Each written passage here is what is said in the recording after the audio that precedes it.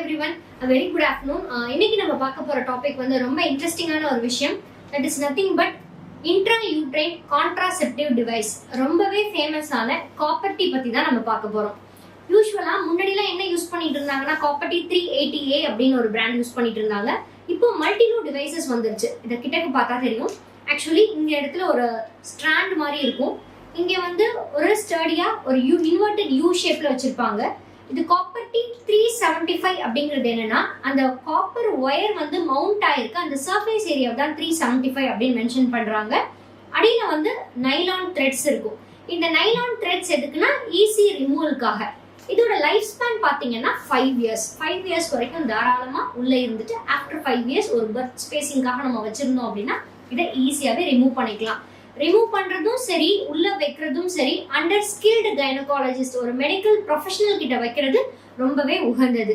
எதனால அப்படின்னா copper T insert பண்ணும்போது யூஸ்வலா நம்ம என்ன அட்வைஸ் பண்ணுவோம், எப்ப இன்சர்ட் பண்ணுவோம் அப்படின்னா இப்ப ஜென்ரலா ஒரு பர்த் ஸ்பேசிங்காக, அதாவது ஒரு குழந்தை இருக்கு, அடுத்த குழந்தை வந்து ஒரு 2 வருஷம் கழிச்சு பிறக்கணும், அதுதான் பர்த் ஸ்பேசிங் அப்படின்னு சொல்லுவோம். அதுக்காக இன்சர்ட் பண்ணும்போது பீரியட்ஸ் ஆன முதல் ஒரு வாரத்துக்குள்ளேயோ இல்ல 5 டேஸ்க்குள்ளேயோ இன்சர்ட் பண்றது நல்லது. எதனாலனா அந்த நேரத்துல இன்சர்ட் பண்ணும்போது எந்த ஒரு பெயினும் இருக்காம கர்ப்பப்பையோட வாய்ப்பகுதியும் கொஞ்சம் ஓப்பனா இருக்கும். ஸோ இன்சர்ட் பண்றது ரொம்பவே ஈஸி, பெயினும் அதிகமா இருக்காது.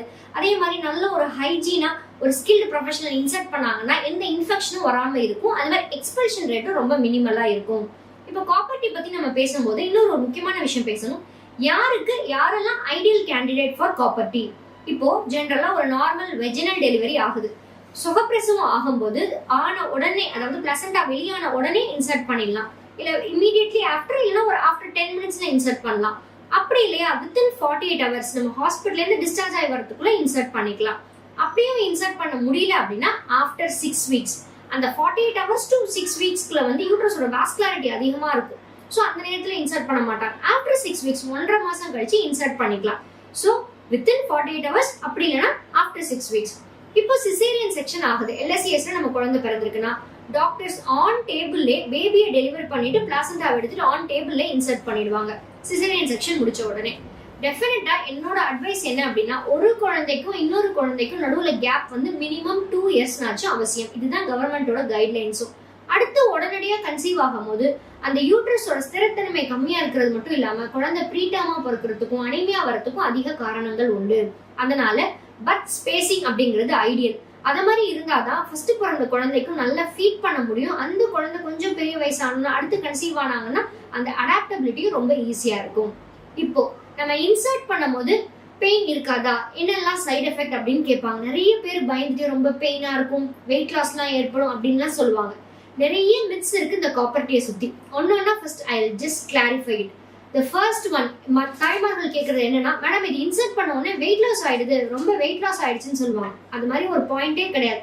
ஆக்சுவலி வெயிட் லாஸ் எதனால நம்ம ஃபீட் பண்றதுனால, ஒரு குழந்தை பிறந்திருக்கு அந்த குழந்தைக்கு கண்டினியூஸா ஃபீட் பண்ணிட்டு இருக்கோம், அவங்களோட வேலைகளை செய்யும் போது நைட்டு தூக்கம் இருக்காது, அதனாலதான் வெயிட் லாஸ் ஆகுமே தவிர காப்பர்டி வைக்கிறதுனாலதான் வெயிட் லாஸ் ஆகாது.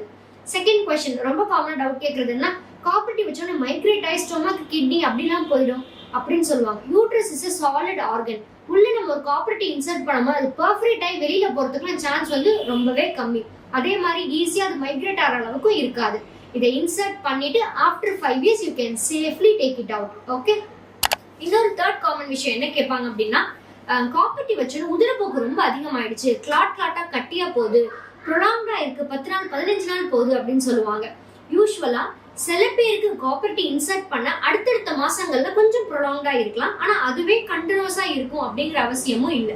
பிளஸ் இன்னொரு ரொம்ப காமனா இருக்கிற கொஸ்டின், ஒன்ஸ் நீங்க காப்பர்டி இன்சர்ட் பண்ணா அடுத்து எடுத்த உடனே கன்சீவ் ஆக மாட்டாங்க, அப்படி கன்சீவ் ஆனாலும் அபார்ட் ஆயிடும், அது மாதிரிலாம் சோ மெனி மித்ஸா இருக்கு. அது மாதிரி கிடையவே கிடையாது. ஏன்னா இதோட mechanism of action entirely different. எந்த ஒரு ஹார்மோனல் பில்ஸ் மாதிரி அதுக்கு ஹார்மோன்ஸ், ஈஸ்ட்ரோஜன், ப்ரொஜெஸ்டரான் அது மாதிரிலாம் ரிலீஸ் பண்ண போறது இல்லை. இந்த காப்பர்டி நம்ம உள்ள இன்சர்ட் பண்றோம், that releases copper. இந்த காப்பர் என்ன மெக்கானிசம் பண்ணுது, உள்ள வர ஸ்பெர்ம்ஸ் வந்து ஸ்பெர்மிசைடல் ஆக்டிவிட்டி, அதாவது ஸ்பெர்ம்ஸ் வந்து கில் பண்ற மாதிரி. அப்படிங்கும்போது பேபி கன்சீவ் ஆகுறது இல்ல. இதுல ஈஸ்ட்ரோஜன் ரிலீஸ் ஆகுறதோ ப்ரொஜெஸ்டரான் ரிலீஸ் ஆகுறதோ அது மாதிரி எதுவுமே கிடையாது. ஒன்ஸ் இட் இஸ் ரிமூவ் அப்படின்னா அந்த ஸ்பெர்ம்ஸ் வந்து அதோட ஃபங்க்ஷனை செய்ய போறாங்க.